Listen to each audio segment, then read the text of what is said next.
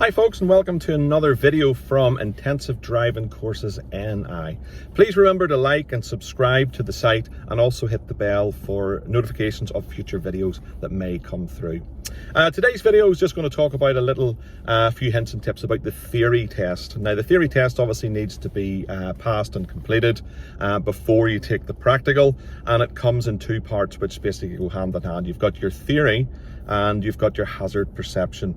Now, to book the theory test, the advice is to go through NI Direct, book a theory test. There is quite a few sites that will book it for you on the internet, but they will take a possible charge, or they might ask you to book 2 or 3 tests at once. So NI Direct is really the safest platform for that. When you book, it'll ask for your driver's number and your date of birth and other details. And once you get the booking, you should get an email or a possible text alert as well. There's various centres throughout Northern Ireland, very, very close to the public transport network in case you can't get lifts. And the good thing is, if you book a test and you want to change it, you can do that on the system as well. Maybe get an earlier date or a more suitable location. Now, the two parts of the theory test, the first is the questions. Now, there's 50 questions covering various things from road signs, motorway driving, collisions, and the likelihood. Now, there's a lot of things as well about eco driving, so study is very, very vital. Now, people in the past have said to me, oh, I got a free app on my phone or on my iPad, etc. The problem with the free apps is they tend to have a limited amount of questions, and you're just asked the same questions over and over again, and then obviously people get very, very confident. So invest in a good sort of app or CD-ROM for any sort of computer-based systems, and a lot of them actually work in the likes of Xboxes and PlayStations and stuff like that. It's a very, very good investment because you want to be asked the full pool of questions. You can do various mock tests, and also they're going to put it into sections. So, you know, somebody might say, I'm going to start off in road signs. So they want to look at road signs. They want basically to get the language of the road, your triangle, your round, your rectangle system. Then people will move on to the likes of motorways and so on. When you come to the hazard perception is moving video clips. Some will be live recorded, some will be CGI. They're approximately 45 seconds to a minute in length, and when you're watching them, you're looking, what is a potential risk? What could cause me to change speed or direction? And you try to sort of hit the enter key, F5, touch the screen, whatever the device is set up for. The earlier you see the hazard within the range that it gives you for marks, the better. It will take a few times. The first few times you'll probably only be clicking when you see a hazard and you're on top of it, which is obviously going to give you very little, if any.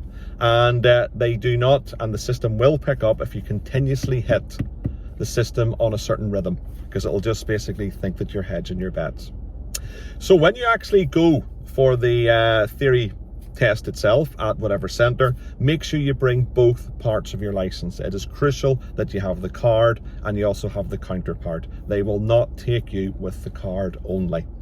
When you go into the centre, they will sort of ask you possibly if you have any belongings. A lot of centres will have lockers, because obviously when you're heading into the room, etc., with the computers, they do not want any sort of aids. It has to be that you know the knowledge.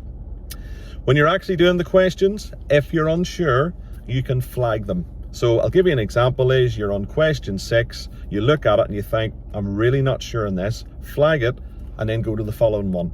It could be a road sign that you know straight away. If you're confident, answer that maybe in a matter of seconds. Even if you go through the full 50 questions and you answer 5, well, then you've got more time really to do the 45 that you're not sure, and you will whittle them down as you go through. The pass rate is 43 out of 50. That is your minimum, or 86% if you look at it as a percentage. The hazard perception, there is 14 clips. One of them will have a double score of possibly 10 marks. You will not obviously know the double hazard one, so treat each one as that. But basically, the hazard perception is like you're watching live television unfolding. You want to see the hazards when they're potential before they turn into actual. If the theory test is successful, you will get the results just before you leave the building. Normally they will highlight your scores, and sometimes people will not actually see that they've passed or they've been unsuccessful. So basically have a good read down through it.